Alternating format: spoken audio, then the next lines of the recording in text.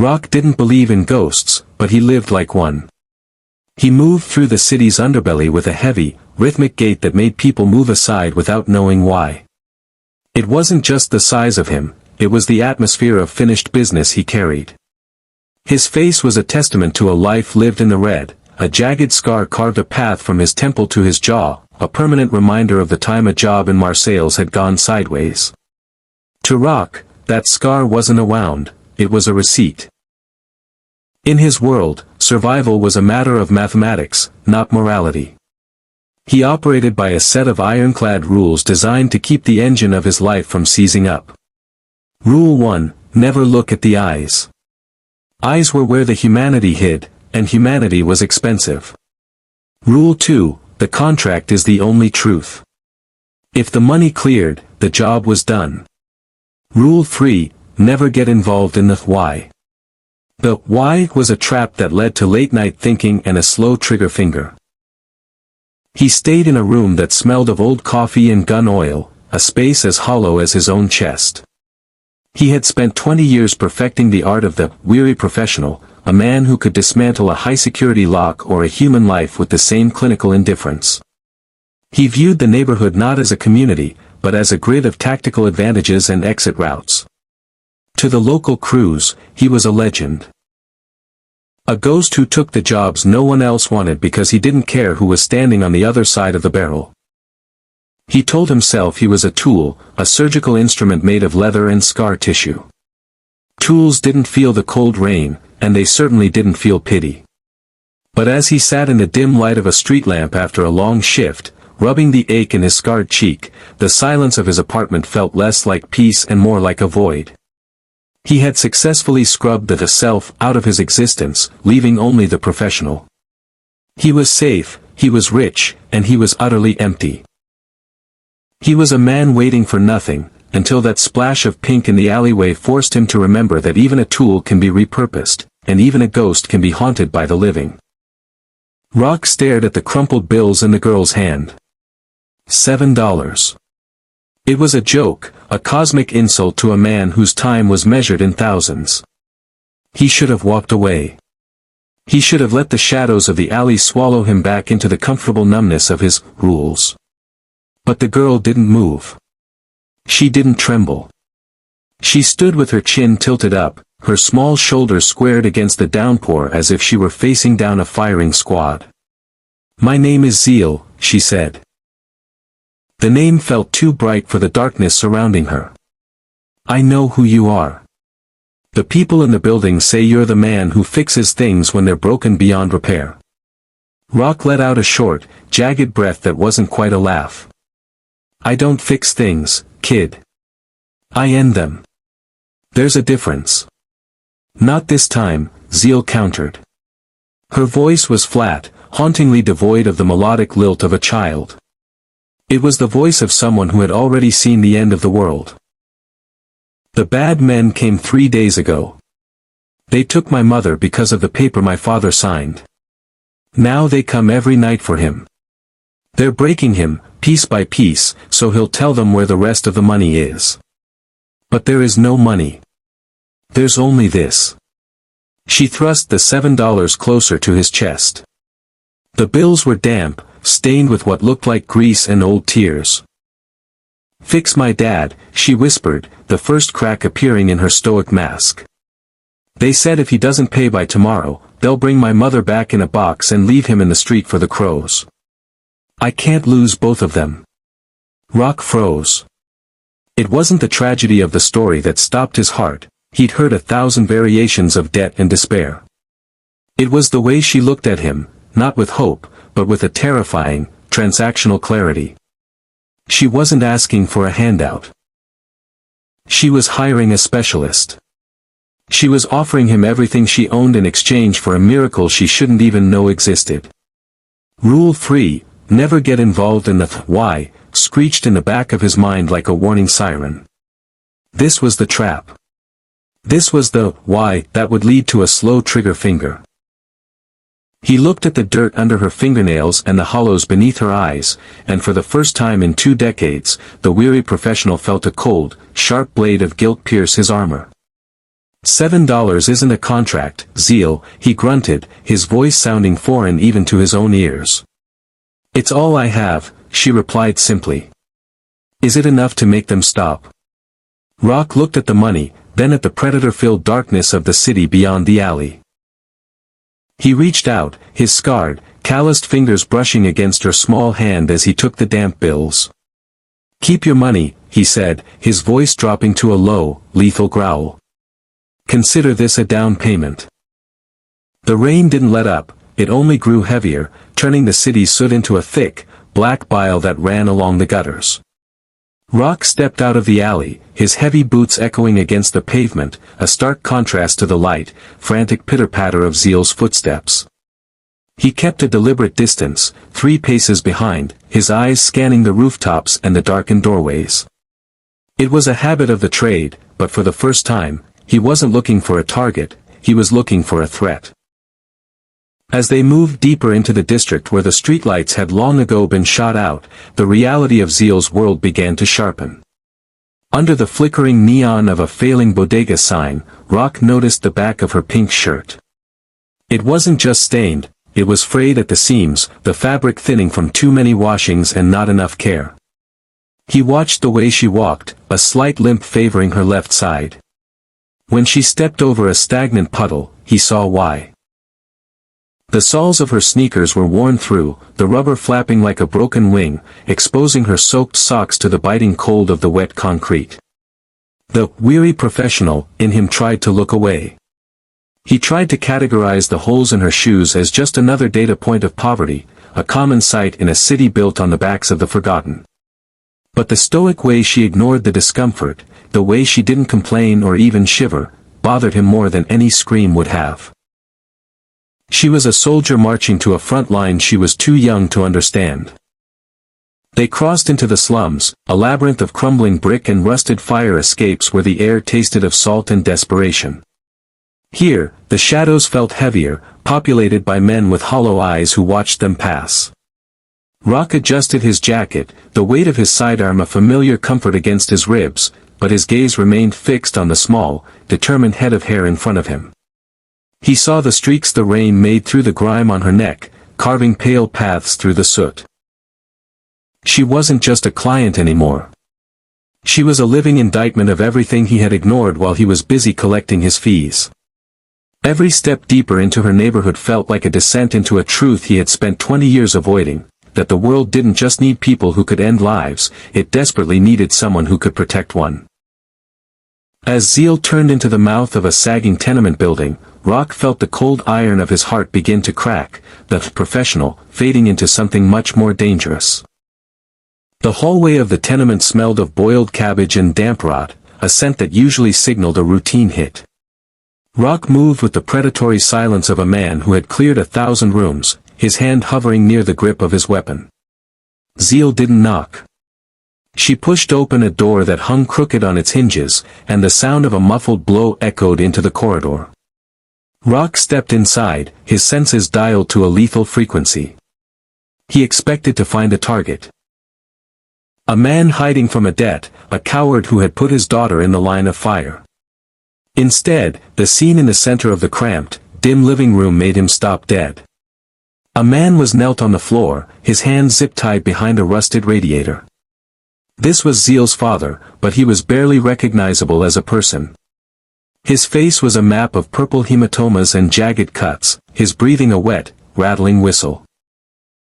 Standing over him were 2 men in cheap tracksuits, one holding a heavy mag light slick with blood. They weren't professionals, they were bottom feeders, the kind of predators who enjoyed the sound of breaking bone. "Where is she?" the one with the light barked, kicking the father in the ribs. The man groaned, a sound of pure, exhausted agony. "We know there's a second ledger. Give it up, or your wife doesn't make it through the night." Rock's eyes swept the room, looking for the mother Zeal had mentioned.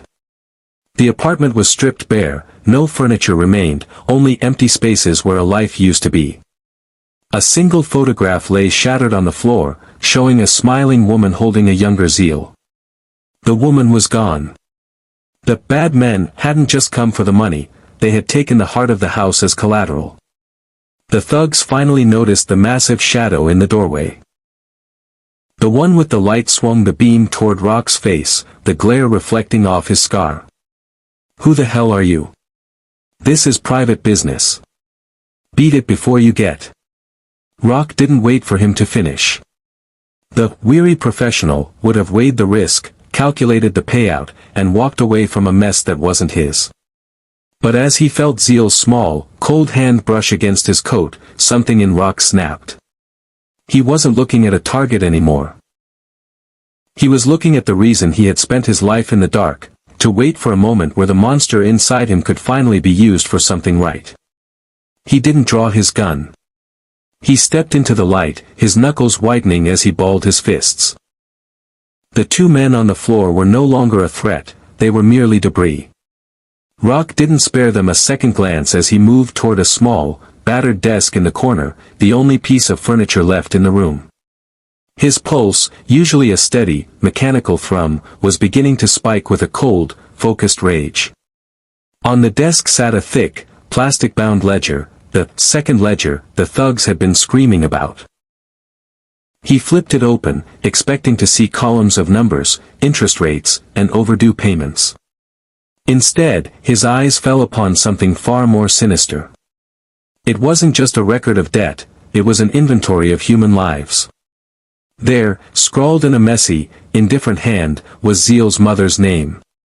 Next to it wasn't a dollar amount, but a destination and a price tag. Rock's breath hitched in his throat. He had operated in the darkest corners of the world, but this was a different kind of rot.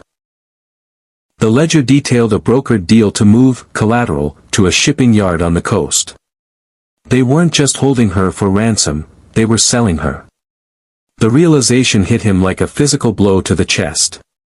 These men weren't just collectors, they were traffickers who viewed a family's desperation as a harvestable resource.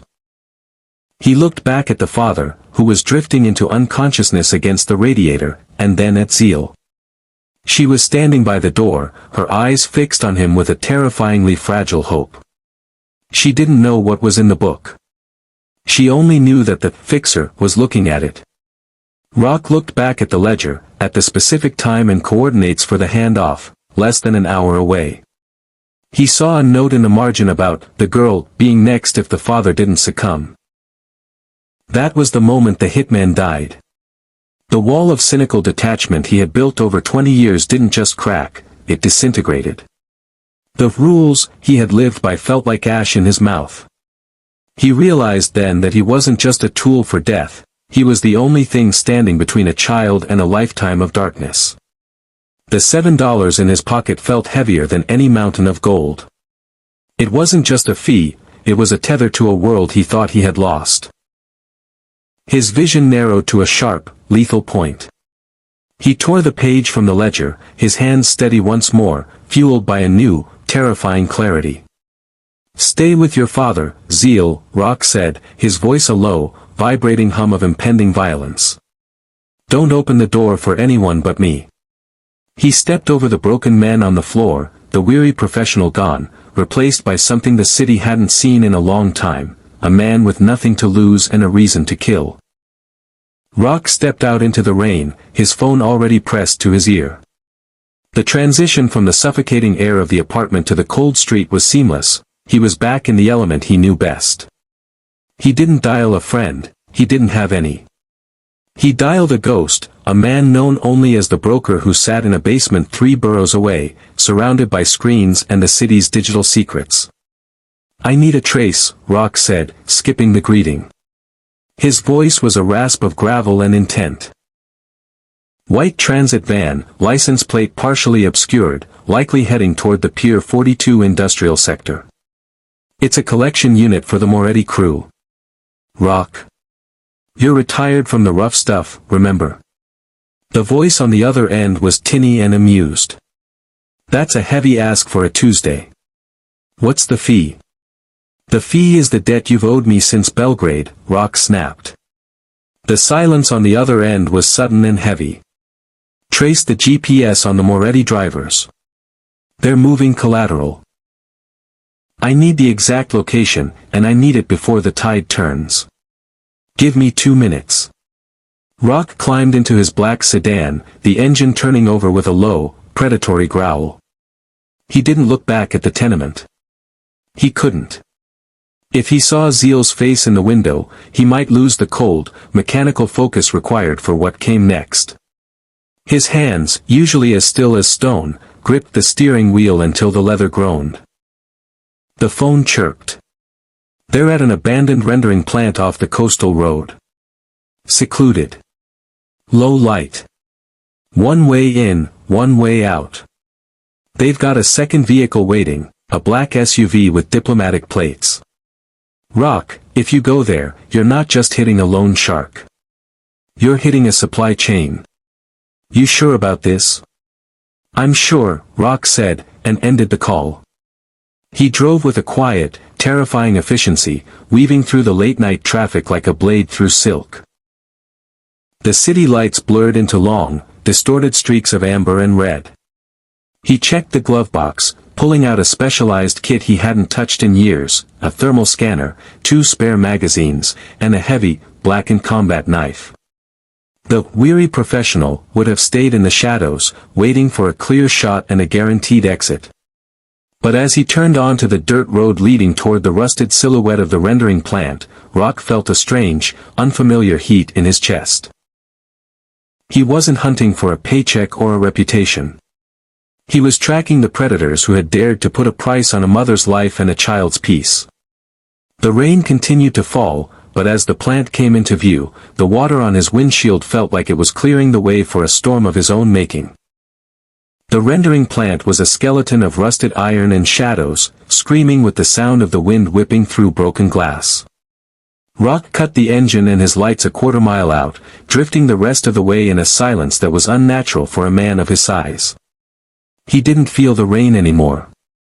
He was a ghost again, but this time, he was a ghost with a grudge. Through the thermal optics, the world turned into a wash of deep blues and pulsating oranges. 3 guards stood near the white van, their heat signatures glowing like embers against the cold concrete. They were relaxed, smoking and laughing, unaware that the vacuum of the night was closing in around them. Rock moved through the perimeter fence, his boots finding the softest patches of earth with instinctive precision. The first man never heard him.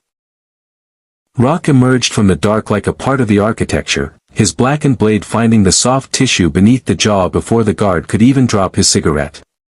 He lowered the body to the ground with a grim tenderness, ensuring no sound alerted the others. It wasn't about the thrill, it was about the surgery. He rounded the rear of the van, the second guard turning just in time to see the glint of Rock's eyes. Before the man could raise his weapon, Rock's fist, hardened by decades of violence, struck his temple with the force of a sledgehammer. The guard collapsed, and Rock didn't check for a pulse. He didn't have time for mercy. The third man, alerted by the sudden absence of chatter, reached for his holster. Rock didn't give him the chance. He fired 2 suppressed shots, the muffled thwip-thwip barely audible over the rain. The guard slumped against the van's sliding door, his life leaking into the oil-stained puddles. Rock gripped the handle of the van and pulled it open with a violent wrench. Inside, huddled on a pile of industrial tarps, was a woman. Her eyes were wide with a terror so deep it looked like madness. She flinched, bracing for another blow, but Rock stood perfectly still in the rain-slicked doorway. He didn't look like a savior, he looked like a nightmare. But when he reached out his hand, he did so with the same scarred, steady fingers that had taken Zeal's $7. "Your daughter sent me," he said, his voice cutting through the roar of the storm. "The contract is paid in full." He scanned the perimeter one last time, his heart a cold, ticking clock. The predators were down, the supply chain was broken, and for the first time in his life, the professional felt something that wasn't emptiness.